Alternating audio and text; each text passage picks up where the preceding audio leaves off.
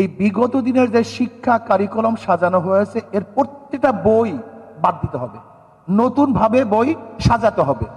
শিক্ষার মধ্যে এমন কোনো জায়গা নাই যেখানে ধ্বংস করা হয়নি। এখন যদি বলেন যে আপনি ইসলামী শিক্ষা সেখানে দিবেন, মধুর সাথে যদি আপনি বিষ মিশ্রণ করেন, সেই মধুতে কোনো কাজ হবে না। শুধু ইসলামী শিক্ষা দিলেই হবে না, বরং এই শিক্ষা যা সাজানো হয়েছে এর কোন অংশ আপনি বাদ দিবেন। কয়লার কোন অংশ আপনি কালো, যদি প্রশ্ন করেন যে তেঁতুলের কোন অংশ চুকা, মিষ্টির কোন অংশ মিষ্টি, এই প্রশ্নের জবাব যেরকম সমাংশ এই বিগত দিনের যে শিক্ষা কারিকুলাম সাজানো হয়েছে এর প্রত্যেকটা বই বাদ দিতে হবে, নতুন ভাবে বই সাজাতে হবে, নয়তো এই আন্দোলন ব্যর্থ হবে। আর একটা কথা হলে ইসলামী আন্দোলন বাংলাদেশ 5ই জুলাই বৈষম্য বিরোধী আন্দোলনের 5ই জুলাই থেকে শুরু করেছে। 4 আগস্ট শাহবাগে আমি বলেছিলাম বিকালে যে আগামী 5 তারিখ জনগণের গণভবন জনগণ দখল করবে। আল্লাহর কি কৃষ্ণা কাকতালীয় ভাবে সেই 5 তারিখই দখল হয়েছে, কিন্তু বৈষম্য বিরোধী ছাত্র আন্দোলন ইসলামী আন্দোলন খবরও নেয় না যে তারা কোথায় আছে, কি করবে, কি করতেছে। আজকে বাংলাদেশে এত পরিবর্তন হয়েছে, আমি প্রশ্ন করি ইসলামী আন্দোলনের সাথে কি পরামর্শ করা হয়েছে?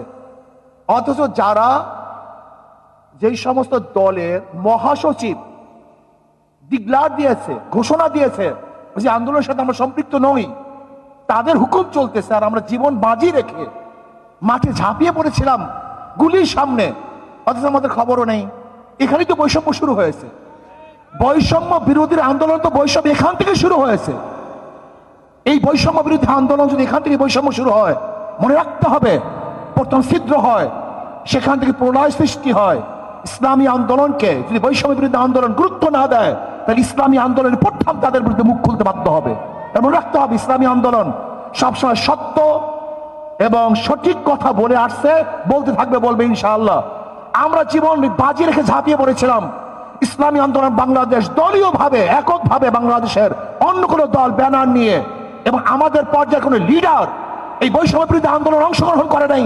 ইসলামী আন্দোলন বাংলাদেশ আমাদের পর্যায়ে লিডার জীবনের বাজি রেখে বৈষম্য বিরোধী আন্দোলন সাকসেস করেছি, অথচ দেখা যায় ইসলামী আন্দোলন বাংলাদেশের খবরই নেয় না, এরা আসি কি তা জানাও যায় না।